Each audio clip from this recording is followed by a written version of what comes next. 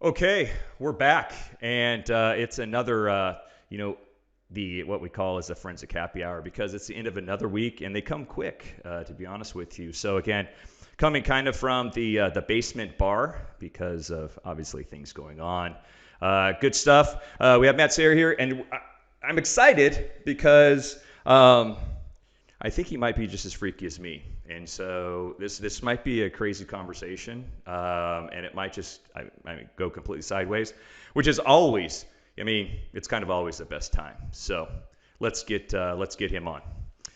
Okay, Matt. First thing obviously is the cheers. Fantastic. Cheers. Good. Even oh So I'm going with a oh Tommy Knocker oh, I Blood Orange love it. IPA. I love it. It's one of my And if you can you favorites. can you see I'm mine? What it's in called? Can you see it on camera? Shooter, Yeah, exactly. Dick Yes, Shooter. it is a fantastic out of Western Collective in Idaho. So it's fantastic. Okay, Right on. Well, local to exactly. you That's then. what I'm saying. That's I am what you also do. drinking local. You Got know to support what? that That is local exactly. You know what? business. I say that pretty much every day. Fantastic. So, Matt, the first thing that I want to do is one, thank you for obviously coming on. I do that before because at the end you might not, want to be on. But okay. So, on the whole forensic type of journey, if you can put it into, a nice little nugget for everyone, starting on just give us that, not when you're 4 years old, you're dreaming about being a forensic examiner type guy or doing forensics, but what kind of got you started, what you're doing now. Well, yeah, I guess it wasn't when I was 4, but I actually started right in college, community college. I was doing graphic design with an intent. I kind of wanted to go into ballistics, actually. Um, I was decent at physics and hated chemistry, but was really big into like graphic design and stuff. So I started taking just, your average 2-year community college classes, and it turned out that the guy that leads like the game development slash graphic design stuff also started teaching the digital forensics curriculum. So I was telling him that I was like, oh yeah, I'm thinking I want to try and do this whole physics thing and do ballistics and get into forensics. And he was like, oh, well, you should check out our digital forensics program. It was their first year offering the courses. So I was like, all right, that sounds cool. You're telling me I can combine like photography and graphic design or whatever you know, into forensics or something cool, which kind of led to me liking like the whole concept of steganography, which if you've been following Twitter, there's been a whole lot of I can't Just believe right. steganography is such a big thing Yeah. in coursework, right? Well, that's kind of what got me into it, actually. I was like, what? You can hide data in pictures? This sounds really cool. So I was like, I remember like some of the first days in class, it was what is this whole hex thing? Like, because before then, I'd never really touched computers or anything before. So like soon after that, I was like, what? I can open this Word document in a hex editor and change this value over here. And then when I open up this Word document, it changes these values. I was like, this is Yeah. cool. But and I think too, like one of my biggest things, and because right now a lot of my concentration is in automating, whatever you can automate to help make the job easier and get to better findings faster, right? And I think a big portion of that was I'm a very visual learner, right? And so I found it was cool that I could just type some words and instantly see, you know, the cause and effect of those words, right? Whether it was programming or opening something up in a hex editor and messing around and seeing what it did, which brings me back around to the whole steganography You're thing. starting to scare me, man. Because, like, so second semester in, I start into college. This is when I started the forensic stuff. So then, like, 2 more semesters after that, the Department of Defense put on their DC-3 challenges every year, right? And so we would do those as part of class. And that to me was awesome, and kind of how I started getting into, okay, here's how you do some more practical stuff versus the just, hey, learn about these tools in class and then, have nothing to practice on. But we would go through the DC-3 challenges, and they always had steganography challenges that like just obsessed me, right? So the year after that, I was like, all right, I'm going to do this DC-3 challenge, and I'm just going to concentrate on the steganography portion of it. And of course, my professor at the time is like, dude, no, you've got to go for points. Like, don't don't do the hardest thing and just like get nothing. I was like, no, I don't care about the points. Like, this is just the whole point of why I wanted to do this was, how far can I get, so this is 1 year in of me learning a little bit of forensics and just nerding out. And I ended up getting really far, and it was kind of cool. And so what I did was I just used simple tools like GIMP, right? Like I was in graphic design before I jumped into this. And I was like, all right, well, maybe if I use GIMP, there's all these settings in GIMP where you can either make a pixel like white or it'll be black, right? So maybe I can find patterns using the steganography tool of, where it's putting the data. So I would just create, blank images, add in the steganography, and eventually I was like, oh, well, I can tell like every time I use the steganography tool, there's these like 8 pixels down here that are always the same. Data everywhere else gets spread everywhere. It's like, but there's these like certain n number of pixels in this like left corner that always stay the same. Where are those pixels in hex, right? Like within the binary file, where do those pixels exist, right? So then that started leading me down to my how I got into scripting, and the love of automating stuff was just like, I can't do this by hand. That would be ridiculous, right? Yeah. So I eventually figured out where it lived, like in the bytes world, and then was able to script out enough just to pull out the bytes that changed. And I ended up figuring out that, hey, this is a CRC hash, right? So then it gets better. So then I'm like, all right, so now I can pull out the CRC hashes of the steganography stuff. Now what? Like now I've got to figure out like what value I need for the password, right? So I was like, all right, well, I'm going to need a tool that can like do hash collisions. So I was like, all right. So I found one, and I would just run it through like word generators. And I was like, all right. So it would find this list of words that would match the hash that I pulled out of the steganography images. And then I'm like, all right, well, each hash, because it's CRC32, right? There's like 100 different words that would equal one hash. I'm like, all right, I got to figure this out. So then I found out about auto IT scripting, where you can just like script GUI. So it's like, all right, well, I'll just use the steganography tool itself to copy and paste from the dictionary list, and just like, like go over here, control copying, go back to the steganography window, paste in the password, hit the OK button, and if the cancel button isn't in the right position, then the whole script is just going to blow up because it can't click the cancel button or whatever, right?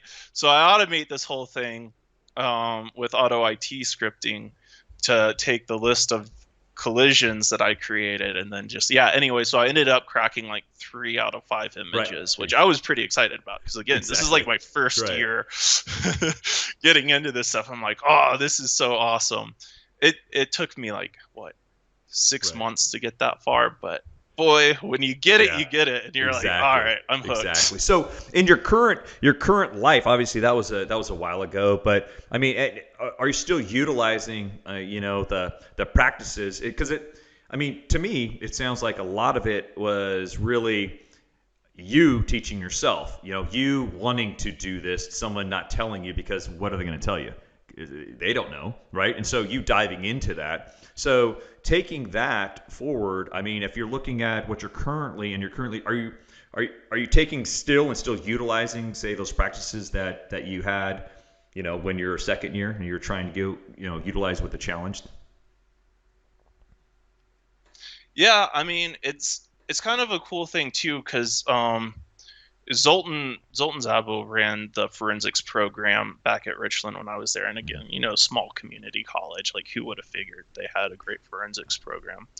But this guy was awesome, and I'd say like he was the reason I'd say got as far as I did, but more, I guess, developed the passion that I have for the forensics, this industry. Um, Came from him. The I would say like everything I learned in the 2 year school, I use like every day, which is insane because then I went on to Oklahoma State. They had an articulation agreement deal. So I go on to the 4 year, and I'd say I probably use maybe 5% of what I learned there, like if that. Like, so like I learned everything technical, just on the 2 year level. And it was great. Yeah, I use all of it like every day. And he was great at just saying, hey, like it's this mindset you got to get into because everything you learn today is going to be True completely story. different tomorrow, Yeah. which was so true. And I mean, like again, like starting off too, I learned how to script myself. That wasn't something we learned in Right. school, but it was something like, hey, like learning basics in scripting is going to be so instrumental. And I quickly found that out, just from doing challenges. Like, hey, Yeah. I can't do things on a low So level I mean, so manually is that every advice single that you give time. to people is really, I mean, you know, those people say the low level side of it, or if you're getting into that, it's really to understand that a tool or something automated, it's, might be 20% that you're able to go in and grab out. But for you to understand really, you're going to have to come up with your own solutions a lot of times, with the either with the data or, attacking and looking for second. I mean, it's there aren't a lot of tools that can just say, fantastic, I'm going to throw in this, this image and hey, yep, find all it for me, right? Yeah. Yeah, I mean, what was cool to me going into it, because I mean, like, I feel like it was just first day of class, I was instantly hooked. Like, hey, there's so much potential in this, and there's so much that hasn't been done yet, and I can do stupid little things like that. And it's cool, right? And it's just something that I can like kind of take ownership of and do. It's like another one was something that kind of helped me meet people early on was we were doing a case review of the Casey Anthony trial stuff. And in it, they were talking about basically like searching for text within images, right? So I'm sitting there and we're watching like all of the trial videos, and I'm like, oh, I wonder Exactly. if I could like make a quick script that like does this. Like, because at that time, the whole Exactly. Google OCR Right. stuff had just come out, and so I was like, all right, I'm going to try the Google OCR stuff. And I just like right there in class would make a script that would, you know, take a folder of images, run OCR on it, create like a text thing, and then I would look for the exact word that they were using in the case. Um, it was chloroform, Yeah. and I found it. Like the Google OCR stuff picked it up. I Right. was like, "Oh, this is so cool!" And I showed my professor. He's like, "Oh, this is awesome! Like, let's Right. send this to people and show the type of stuff you're doing." And then I was like, "Okay, well, there's that's a cool thing." And I wanted to start blogging at that point. And they were like, "Hey, if you blog, like, you can actually start getting Mm-hmm. introduced to people in the community." And that's actually how I met David Cowan. Was a guy, Robert Wallace, had seen one of my blogs for the OCR stuff, and he was like, "Hey, like I want you to come in, like let's meet up, and maybe you want to work over here." So I go in. He was at PwC at the time. I was like, so I was still like, I think what a year and a half into school at this point. Still a Mm-hmm. lot of schooling left to go, right?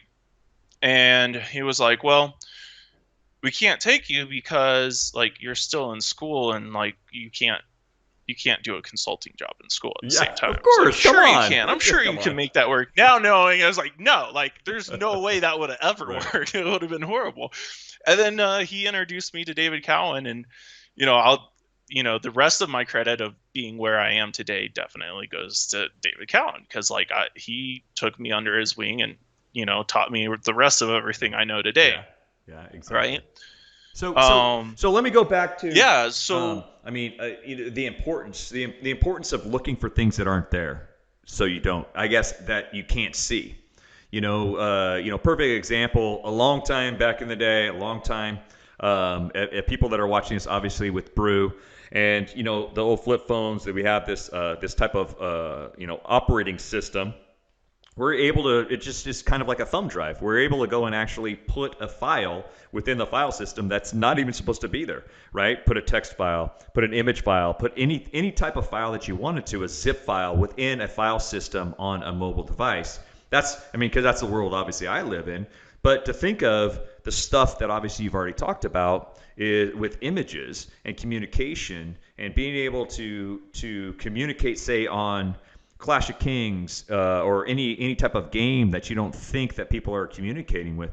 I mean, so do you think that it's extremely important for people to understand to look where you don't think the data is? yeah, I mean, I think it goes back to just knowing your artifacts and knowing a lot of basics, because you're going to see, I think there's a lot of stuff that you're going to see that you don't necessarily need to know about. Like, I know that in this file format, the first, like, let's say 4096, which, a file structure may consist of pages, like across the entire span of the file, right? But in the first header, your header is only like 226 bytes. So the rest of Mhm. that bytes is always zero, Right. right? It doesn't get used by the file format at all. So I know I could take data and I could store it there, and it's not going to Right. crash an Yeah. application, because, right? But there's, like, let's say this area of 1,000 bytes that I know never gets touched by anything. But, like, I mean, there's a million But file formats that are like right. that, right? Like, you couldn't know all of the file formats and know where you could go looking for hidden data.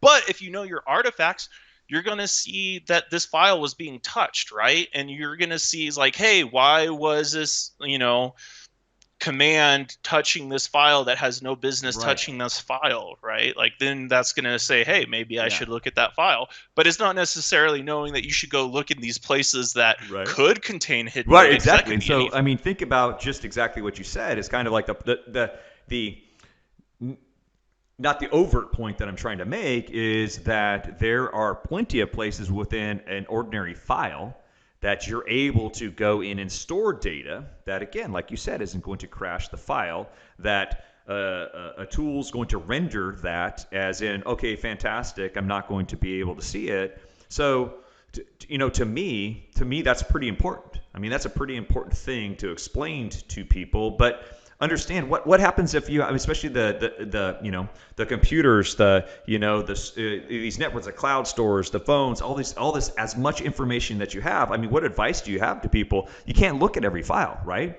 So you know your artifacts. You might have some docx file that they go and they put these different into different pages into, because that's all it is a compressed file. I mean, they're storing some of this information. What kind of advice can you give to people, because you can't look through everything, right? Yeah, I mean, it's certainly not about looking through everything either. You wouldn't want to. Um, it's about just knowing your go-to artifacts for, if I'm interested in a Word doc, I know there's going to be event Sure. logs around any type of Office events, right? If a user clicks anything that creates a dialogue, that's now in an Office file. USN Journal can show activity, historic activity That's of a yeah. That's specific file, fantastic right? advice. It's so there's always artifacts that will point you in a different direction. Like, I'd never go to the prefetch to look for to figure out what was going on with maybe an Excel file. Or, like, there's certain artifacts that don't go together with the scenario Right. that you're Right. investigating, right? So I don't need to go look at all of these other things, because I have a very narrow scope until I find something and I'm like, all right, like, the trails run dead and I need to know what happened in this time frame. But, like, very rarely will I ever use, like, an app, like a Right. log to timeline type view, until it comes time of, hey, like, I don't know what like, here's something interesting that happened around this time, and I don't know what. Like I need to look, but usually I go more off of a scenario and then the Yeah, so I mean, artifacts that yeah, revolve makes around perfect the sense. I scenario. mean, that's really especially today's investigations. Obviously we're not doing floppy disks anymore, or I brought up to Lee, zip files or not zip files, but zip disk, right? But so I mean, being able to go first, understand what your target is or the scenario, as you had said, and then to maybe have some sort of game plan that you had, or these are the go-tos. These are where I need to go first, and then make sure, okay, this is where it's taking me. Because quite honestly, with the data that we have out there, the day of, hey, look through everything that you have to find that needle in the haystack, I think I mean, they've been gone for quite some time. Yeah. And I mean, like, if you look at kind of like trends now too, like, I mean, just look at something like Cape and what Eric's doing with that, right? Like, it's such a targeted approach and it works so well in so many situations because, you don't need that full on disk image. Like, just triage, like, grab the specific files and artifacts that are of interest to you. And one, things are going to go a lot faster, but also it keeps you very focused on what it is, kind of on how you approach doing the investigation as well. Because if someone just hands you the full disk image and Hey, that's go and another thing find coming it. from the college mindset, right? When I was in kids, like when I was in college, it was still like, here's a full disk image, and I didn't know what I was doing. So I was like, all right, I got to go look Right, for all the exactly. deleted files, right? Right, Well, what are all the right, deleted right. files going to tell me about, Yeah. the scenario? Nothing. Like, so it's like that. But then you start looking at it from this triage approach of, hey, you know, go grab these specific files because maybe all it comes down to is out of this 5 terabyte drive or whatever, what you care about is really just a Right. couple hundred Right. megabytes of So would information. you say, obviously, progressing and continue to do that becomes more of a targeted approach? It's no longer of I'm going to yank the plug out of the wall and I'm going to now go and image the entire drive and here we go. Pre-processing, set all your stuff and let it go. Is it more now become of, hey, these are the items that we're looking for. These are artifacts I'm going to start with, and what they tell me, this is how I'm going to do it. Yeah, I mean, and it also goes into like the whole like more IR versus DF approach too, where you know even still I'm more in an IR type role now than when I went to school for DF. And it is a bit of a different mindset too, right? Because in the IR it's like, oh, I don't have to be um, super exact about the hash of this disk image, right? Whereas in yeah, if you're doing a forensic investigation, you want to make sure you have that hash and everything. But in the IR world, it's like, hey, we got to look for these things, and that's where the triage comes in great. Otherwise, you can still triage on the DF side too. Like you have a forensic image, throw it up in Arsenal Mounter or something, and run Yes. cape on it there. So So in going back to that, obviously, you guys have been, well, I want to ask you, I mean, how long have you and David, how long have you guys been doing the forensic lunch? ooh, Oh, he's gonna be a long he's gonna be time, pretty over upset five because I know years. exactly how long that might be. So I say it's longer than 5 years. It has to be, don't you think? It has It's to been be. longer than five Yeah, I think years. so. It's between Hmm. 5 and Yeah. 6. I think we're close to Yeah, like and five and a so half, to be quite somewhere honest, around I there. think it was really kind of the first kind of community centered forensic platform, really, of bringing people in from all different types of, obviously, DFIR. I mean, really, you know, everywhere, right? Either from, you might have from the corporate side, the law enforcement side, the people working at companies that produce software. So it's really been a well-rounded approach. I guess what what have you seen? What do you think has kind of been the benefit to the community for us? Say that forensic lunch. For me, it's certainly been just meeting people and seeing what's going on in the community.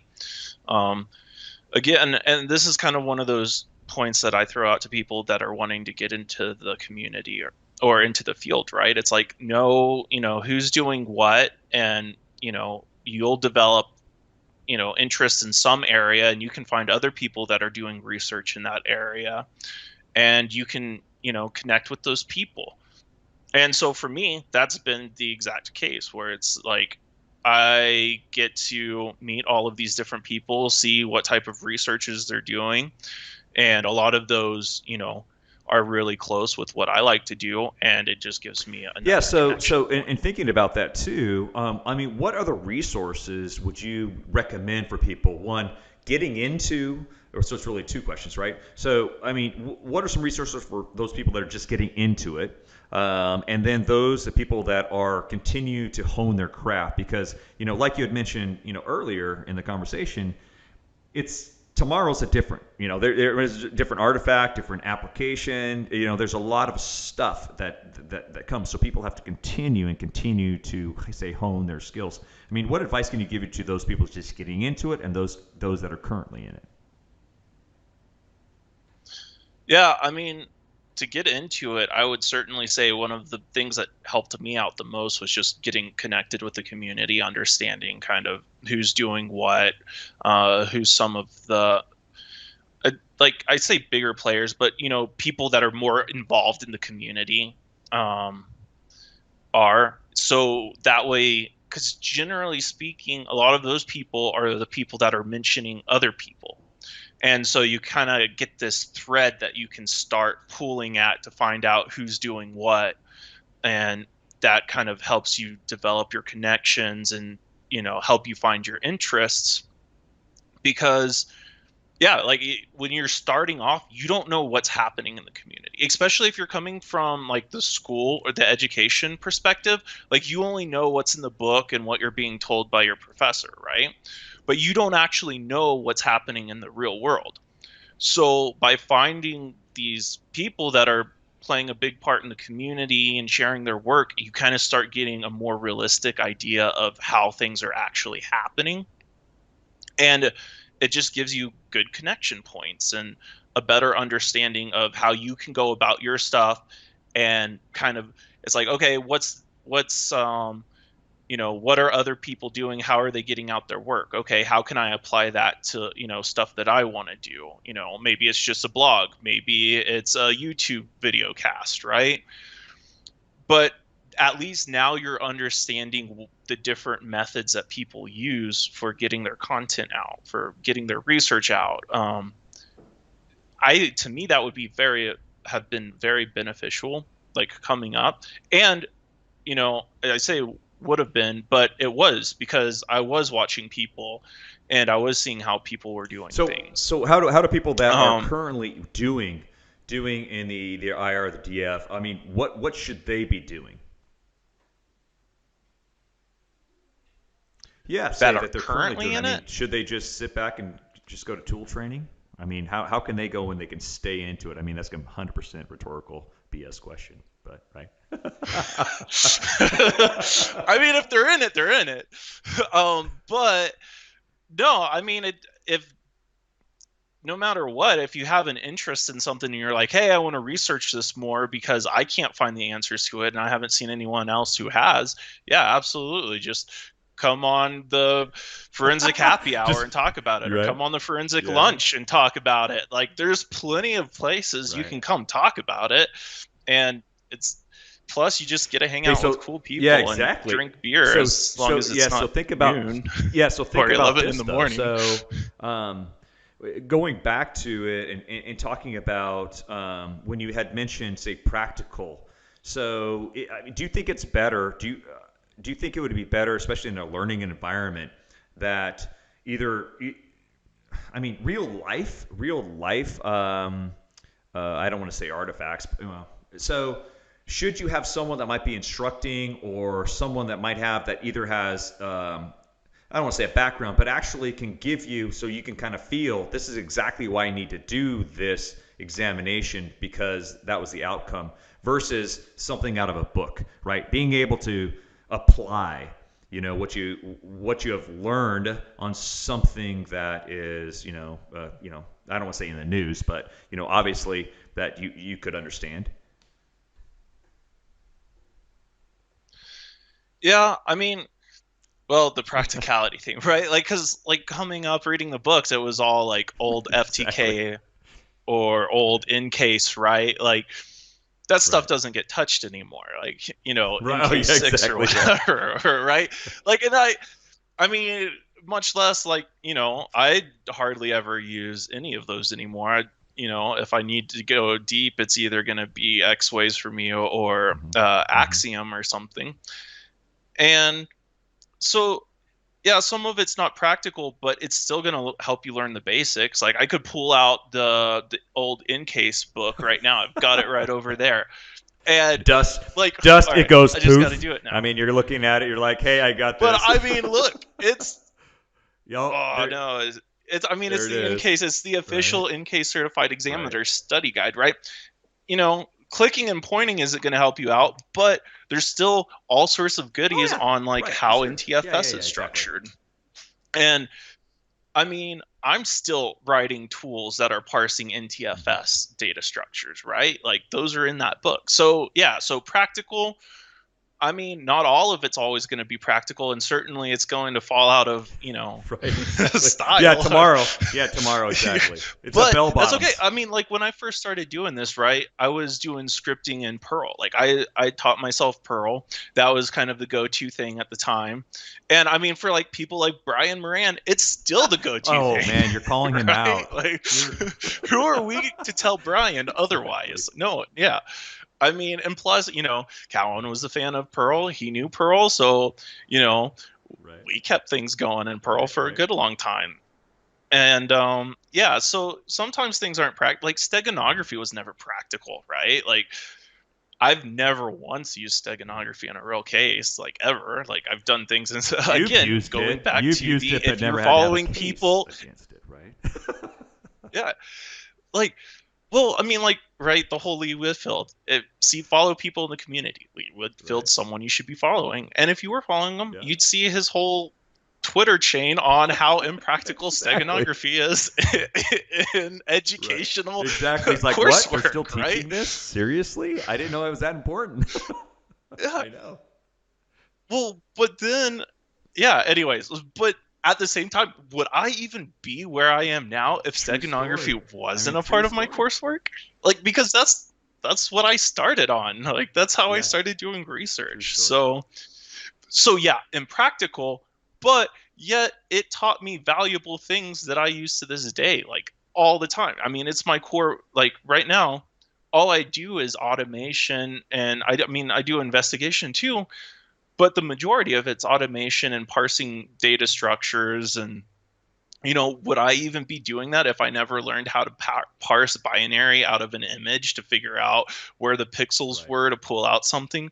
So yeah, when you talk about practicality Right. Yeah. versus I think it's good. Like if you were going to be like, hey, I wanted to do this project, and someone was like, yeah, that's so impractical, you shouldn't do that.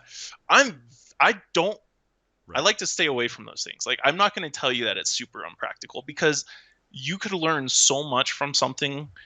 And it goes back to also, like, I feel like there's this whole thing where people are like, oh, I want to parse this artifact, there's already a parser for it. And then someone else will chime in and say, oh, well, you should make a parser for it because that's the best way to learn Yeah. an artifact. And I Sure. agree with that. Yeah, sure, you're reinventing something, Yeah. but You it doesn't understand it. I mean, matter. Like who cares? Like that's a you're doing it huge, for you. huge, huge tip right there is that, hey, someone else already did it. Well, that's okay. I mean, go and do it for yourself because now you understand one, either what another tool is. I mean, go back to the day when you first learned, okay, FTK and NK is fantastic. Here's your 5-day course, learn to carve all this hex, and you have all this stuff out here. Then they give you an automated tool, and you're like, dude, seriously? I mean, well, hey, at least I know exactly what these tools are doing, right? So it's the same thing. If someone develops something, that's fine. If it's already out there, yeah, look at it, you know what, and think, hey, you know what? I want to understand this works, and I'm going to write it myself. I mean, that's fantastic advice, I think. Yeah, and I'm a huge believer in, like, if you think it brings a benefit Yeah. to yourself, like do it.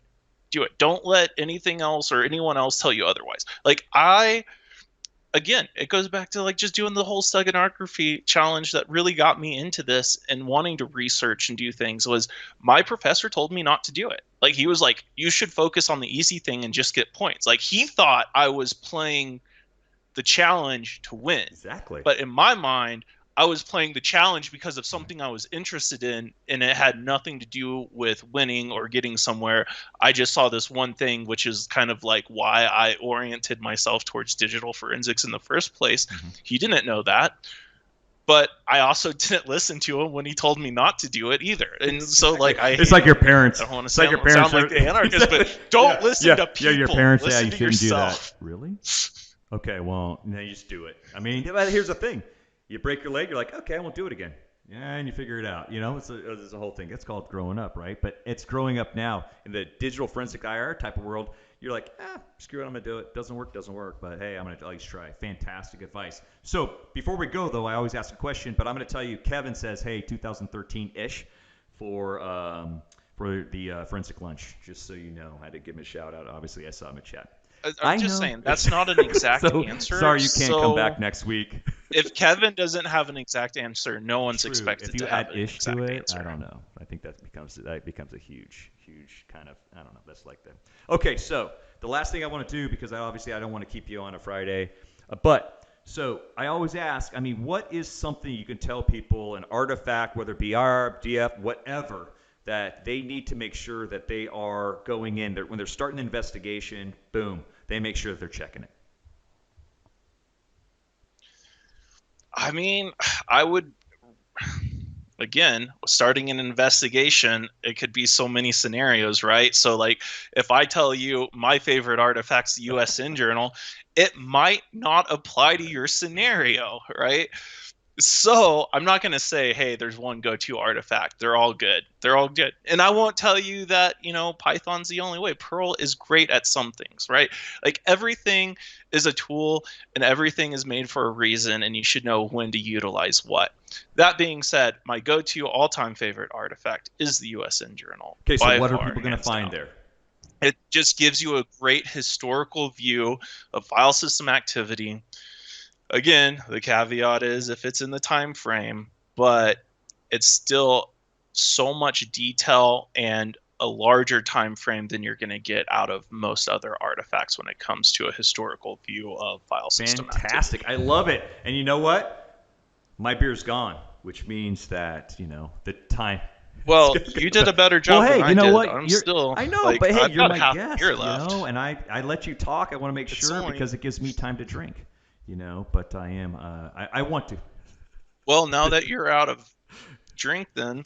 So what's new in your world, though? No one ever asks you what's new in your world. It's in my basement, all that fantastic stuff. Been doing a lot more C# stuff, as well as a lot more scripting, which has been fantastic because I kind of have the time to do that again.